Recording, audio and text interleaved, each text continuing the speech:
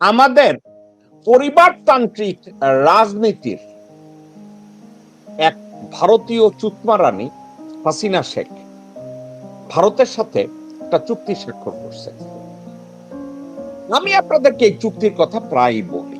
হাসিনা চুক্তি স্বাক্ষর করছে, তারেক রহমানও চুক্তি স্বাক্ষর করছে। উনি চুক্তি স্বাক্ষর করছে, আপনারা শুনলে অবাক হবেন, উনি লন্ডন থেকে বাংলাদেশে গিয়ে প্রধানমন্ত্রী হওয়ার আগেই কতগুলো চুক্তি সে স্বাক্ষর করছে। ওই চুক্তিগুলো কি জানেন?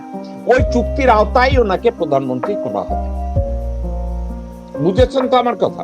উনি তখনও বাংলাদেশে আসেন নাই, উনি তখনও বাংলাদেশের নির্বাচন করেন নাই, উনি তখনও বাংলাদেশের প্রধানমন্ত্রী হন নাই। উনি লন্ডনে বসে অনেকগুলো কাগজ স্বাক্ষর করেছেন। তাদের সাথে, ভারতের সাথে। তাহলে হাসিনা এবং রেহানা থেকে ৮০ পর্যন্ত হাজার হাজার পেজ কাগজ স্বাক্ষর করেছে।